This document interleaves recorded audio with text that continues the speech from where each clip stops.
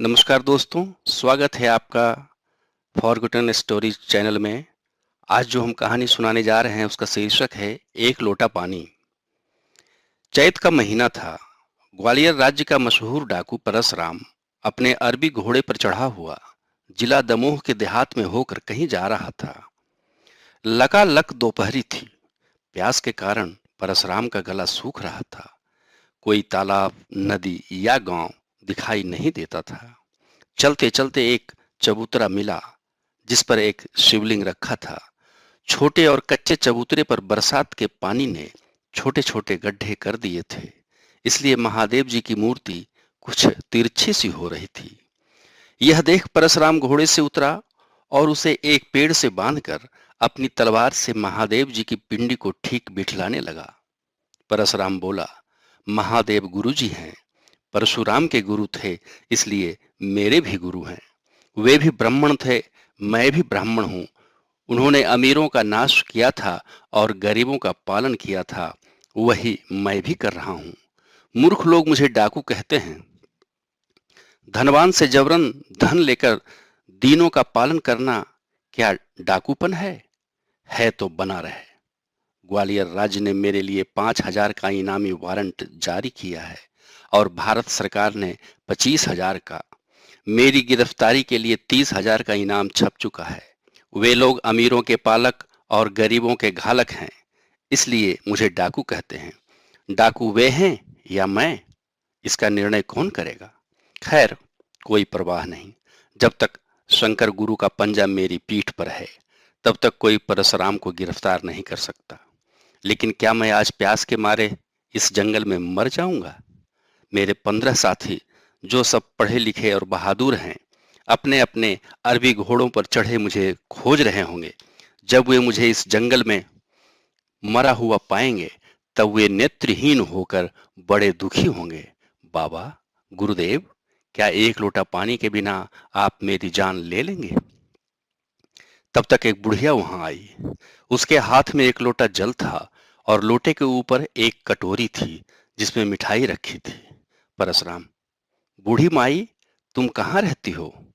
बुढ़िया, थोड़ी दूर पर सेखुपुर गांव है, बागों में बसा है, इसलिए दिखाई नहीं देता। वहीं मेरा घर है। जाति की अहीर हूं बेटा। परशुराम, यहाँ क्यों आई हो? चबूतरे पर पानी और मिठाई रखकर बुढ़िया बैठ गई और रोने लगी। परशुराम ने जब बहुत समझाया, तब वह कहने लगी, बेटा, मौत के दिन पूरे करती हूँ। घर में एक लड़का था और बहू थी। मेरा बेटा बिहारी तुम्हारी ही उम्र का था। उसी ने यह चबूतरा बनवाया था और कहीं से लाकर उसी ने महादेव यहाँ रखे थे। रोजाना पूजा करता था। पर साल इस गांव में कलमुही ताउन प्लेग आई। बेटा और बहू दोनों एक 10 साल की कन्या छोड़कर उड़ गए। रोने के लिए मैं रह गई। जब से बेटा मरा, तब से मैं रोज एक लोटा पानी चढ़ा जाती हूँ और रो जाती हूँ। इस साल बैसाख में नातिन चंपा का विवाह है। घर में कुछ नहीं है। न जाने कैसे महादेव बाबा चंपा का विवाह करेंगे। परशुराम, महादेव बाबा चंपा का विवाह खूब करेंगे। तुम यह पानी मुझे पिला दो, बड़ी प्यास लगी है। बुढ़िया, पी लो बेटा, पी लो। मिठाई भी खा लो। यह पानी जो तुम पी लोगे तो मैं समझूंगी महादेव जी पर चढ़ गया। आत्मा सो परमात्मा, मैं फिर चढ़ा जाऊंगी। पी लो बेटा, पी लो। पहले यह मिठाई खा लो। इतना कहकर बुढ़िया ने पानी का लोटा और मिठाई की कटोरी परशुराम के सामने रख दिए। मिठाई खाकर और शीतल स्वच्छ जल पीकर परशुराम बोले, चंपा का विवाह कब होगा माई? बुढ़िया, बैसाख के उंजेरे पाख की पंचमी को टीका है। केसरीपुर से बारात आएगी। परशुराम, विवाह के लिए तुम चिंता मत करना। तुम्हारी चंपा का विवाह महादेव ही करेंगे। बुढ़िया, तुम कौन हो बेटा? तुम्हारी हजारी उम्र हो। गांव तक चलो तो तुमको कुछ खिलाऊं। भूखे मालूम होते हो। परशुराम, भूखा तो हूं, पर गांव में नहीं जा सकता।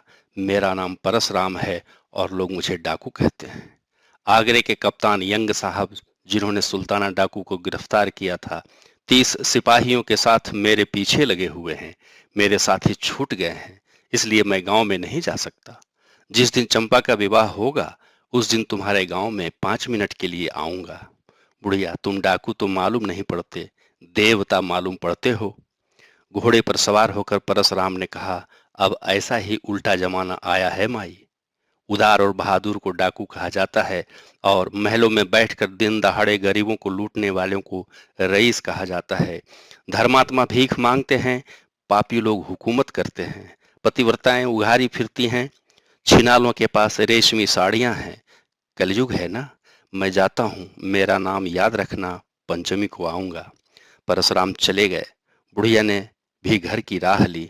महादेव जी पर जल चढ़ाकर उसने चंपा से परशुराम के मिलने की सारी कहानी बयान कर दी। गांव का मुखिया भी वहीं खड़ा था, उसने भी सारा हाल सुना। मुखिया ने सोचा, मेरा भाग जग गया, इनाम का बड़ा हिस्सा मैं पाऊंगा। थाने में जाकर रिपोर्ट लिखाई कि बैसाख शुक्ल पक्ष की पंचमी के दिन परशुराम शेखुपुर में चंपा के विवाह में शामिल होने आएगा। पुलिस के द्वारा यह समाचार यंग साहब को मालूम करा देना चाहिए। अगर उस रोज डाकू परशुराम गिरफ्तार नहीं हुआ तो फिर कभी नहीं हो सकेगा। चौथ के दिन बिहारी अहीर के दरवाजे पर 5 गाड़ियां आकर खड़ी हुई। एक में आटा भरा था, एक में घी, एक शक्कर और तरकारियां भरी थी। एक गाड़ी में कपड़े ही कपड़े थे। तरह तरह के नए थानों से वह गाड़ी भरी थी। चौथी गाड़ी में नए नए बर्तन भरे थे और पांचवी गाड़ी तरह तरह की पक्की मिठाइयों से भरी थी। गाड़ीवान ने सब सामान बिहारी अहीर के घर में भर दिया। लोगों ने जब यह पूछा कि यह सामान किसने भेजा, तब गाड़ीवान ने कहा कि हम लोग भेजने वाले का नाम धाम कुछ नहीं जानते। हम लोग दमोह के रहने वाले हैं, किराए पर गाड़ी चलाया करते हैं। हम लोगों को किराया अदा कर दिया गया है। हम लोग केवल यही हुक्म है कि यह सामान शेखपुर के बिहारी अहीर के घर में जबरन भर आवे, बस। और ज्यादा 3-5 हम लोग कुछ नहीं जानते। इस विचित्र घटना पर गांव भर आश्चर्य कर रहा था। केवल मुखिया को और बुढ़िया को मालूम था यह सब काम परशुराम का है। मुखिया ने थाने में इस घटना की रिपोर्ट लिखाई और यह भी लिखाया कि कल पंचमी के दिन सुबह को जब चंपा के फेरे पड़ेंगे, उस समय कन्यादान देने खुद परशुराम के आने की उम्मीद है, क्योंकि वह अभी तक खुद नहीं आया है। 5 मिनट के लिए गांव में आने का उसने वचन दिया है, चाहे धरती इधर की उधर हो जाए, पर परशुराम का वचन खाली नहीं जा सकता। चौथ की रात में ही मिस्टर यंग साहब अपने 30 मरकट सिपाहियों के साथ शेखुपुर में आ धमके। उन सबों ने घोड़े के सौदागरों का वेश बनाया। मुखिया के दरवाजे पर वे लोग ठहर गए। गांव वालों ने जाना कि घोड़े के सौदागर लोग मेले को जा रहे हैं। मुखिया और चौकीदार के सिवा असली भेद कोई नहीं जानता था। पंचमी का सवेरा हुआ। परशुराम ने ज्यों ही घोड़े पर चढ़ना चाहा, त्यों ही छींक हुई। एक साथी का नाम था रहीम, बीए पास था, पेशावर का रहने वाला था। घोड़े की सवारी में और निशाना लगाने में एक ही था। रहीम ने परशुराम को रोकते हुए कहा, कहाँ जा रहे हैं आप? परशुराम, शेखुपुर, चंपा का कन्यादान देने। तुमको तो सब हाल मालूम करा दिया था, रोको मत। रुक नहीं सकता। रहीम, छींक हुई है। परशुराम, मुसलमान होकर भी छींक को मानते हो? रहीम, बात यह है कि यंग साहब अपने 30 सिपाहियों के साथ इधर ही गए हैं। उन लोगों ने सौदागरों का स्वांग बनाया है, मगर मेरी नजर को धोखा नहीं दे सकते। परशुराम, घूमने दो, क्या करेगा यंग साहब? रहीम, मालूम होता है कि मूर्ख बुढ़िया ने आपके मिलने का हाल अपने गांव में बयान कर दिया है। पुलिस को आपके जाने का हाल मालूम हो गया है, तभी यंग साहब ने मौका देखकर चढ़ाई की है। परशुराम, संभव है तुम्हारा अनुमान सही हो, लेकिन इसी डर से मैं अपने वचन को तोड़ नहीं सकता। एक लोटा पानी से उरीन होना है। रहीम, अच्छा, तो मैं भी साथ चलता हूँ। जो वक्त पर साथ दे वही साथी है। परशुराम, तुम्हारी क्या जरूरत है, तुम यहीं रहो। रहीम, मैं आपको अकेला नहीं जाने दूंगा, नमक हरामी नहीं करूंगा। आपकी जान जाएगी तो पहले मेरी जान जाएगी। दोनों घोड़े पर सवार होकर शेखुपुर की ओर चल दिए। वे उस समय बिहारी के दरवाजे पर पहुंचे जब चंपा के फेरे पड़ गए थे और कन्यादान का समय आ गया था। अपने घोड़े की बागडोर रहीम को पकड़ाकर परशुराम उतर पड़े और घर में घुस गए। 5 मुहरों से परशुराम ने चंपा का कन्यादान सबसे पहले दिया और वे बाहर जाने लगे। गांव वालों ने जान लिया कि इस व्यक्ति ने ही 5 गाड़ियां सामान भेजा था। श्रद्धा के मारे उन लोगों ने परशुराम को घेर लिया। मारे खुशी के बुढ़िया की बोलती बंद थी। एक आदमी बोला, वाह मालिक, बिना जलपान किए कहाँ जाते हो? दूसरा आदमी लोटा लिए चरण धोने का उपाय करने लगा। तीसरा आदमी परशुराम को बैठने के लिए अपना साफा धरती पर बिछाने लगा। चौथा आदमी दौड़ा तो एक दोने में मिठाइयां भर लाया। परशुराम ने कहा, कैसे पागल हो तुम लोग?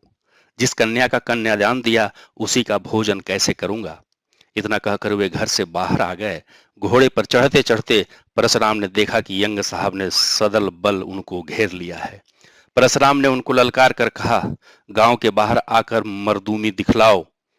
इसके बाद रहीम के साथ परशुराम ने घोड़ों को एड़ लगाई और गांव से बाहर हो गए।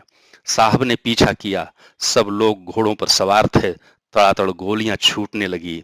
वे दोनों भी फायर करते जाते थे। परशुराम और रहीम के अचूक निशानों ने 5 सिपाही मार डाले। परशुराम को भागने का अवसर देने के लिए रहीम ने अपना घोड़ा पीछे लौटाया और वह सिपाहियों के साथ जूझने लगा। सब लोगों ने उसे घेर लिया। दनादन गोलियां छूटने लगीं। 3 सिपाही रहीम ने मौत के घाट उतार दिए। उसके शरीर में 4 गोलियां घुस चुकी थीं। एक गोली घोड़े को लगी। घोड़ा और सवार दोनों ही मरकर गिर पड़े। तब तक परशुराम एक कोस आगे निकल गए थे। साहब ने रहीम को वहीं छोड़ा और परशुराम का पीछा किया। 3 कोस के बाद परशुराम दिखाई पड़े। साहब की गोली से परशुराम का घोड़ा घायल होकर गिर पड़ा। परशुराम पैदल चलने लगे। आगे था एक नाला, 5-6 गज चौड़ा और 30 हाथ गहरा था। बरसाती पानी ने उस नाले को खंदक का रूप दे दिया था।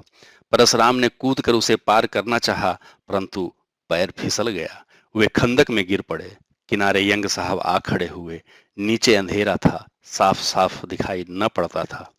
ज्यों ही साहब ने नीचे झांका, त्यों ही परशुराम ने गोली छोड़ दी।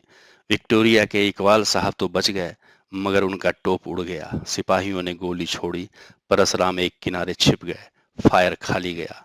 साहब ने कहा, 30 हाथ गहरे गड्ढे में गिरा तो भी निशाना मार रहा है। शाबाश बहादुर, शाबाश। तब तक परशुराम ने आवाज के एक निशाने पर गोली छोड़ दी। साहब के पास एक सिपाही खड़ा था। उसकी खोपड़ी उड़ गई। साहब ने कहा, हमारे 9 आदमी काम आ चुके हैं, मगर डाकू का एक ही आदमी मरा। एक सिपाही था राजपूत। उसने आगे बढ़कर कहा, मिट्टी गिराकर डाकू को दाब देना चाहिए। आवाज का निशाना साधकर परशुराम ने गोली छोड़ी। राजपूत बेचारा मरकर गिर गया। साहब ने कहा, वेल परशुराम, तुम बाहर आ जाओ। हम तुम पर बहुत खुश है। तुम एक बहादुर और बात का धनी आदमी है। हम तुम्हारे निशाने पर खुश हूं। परशुराम ने जवाब दिया, मैं अपना वचन पूरा कर चुका। एक लोटा पानी से उरीण हो गया, अब मरने का डर नहीं है। साहब, अगर तुम डाका डालना बंद करने की कसम खाओ तो हम तुमको वायसराय से कहकर छुड़ा लेगा। इत्मीनान करो और बाहर आओ। तुम भी बात का धनी, हम भी बात का धनी। आज से तुम हमारा दोस्त हुआ। परशुराम बाहर निकल आए और आत्मसमर्पण कर दिए। यंग साहब ने उनको गिरफ्तार किया और आगरा ले गए। कुछ दिनों मुकदमा चला, मगर यंग साहब ने परशुराम को साफ बरी करा दिया। परशुराम ने समझ लिया, अच्छा उद्देश्य होने पर भी आखिर डकैती थी बहुत बुरी चीज, उसका समर्थन हो ही नहीं सकता। अतएव उस काम को छोड़ दिया। वे साधु हो गए और अपने साथियों को नेकी का जीवन व्यतीत करने का उपदेश दिया। परशुराम ने हरिद्वार में जाकर 5 साल तक घोर तपस्या की और सन 1935 ईस्वी में गंगा जी की बीच धारा में खड़े होकर शरीर त्याग दिया। परशुराम ने यह दिखला दिया कि विपत्ति को देखकर भी वचन का पालन करना चाहिए। धन्यवाद।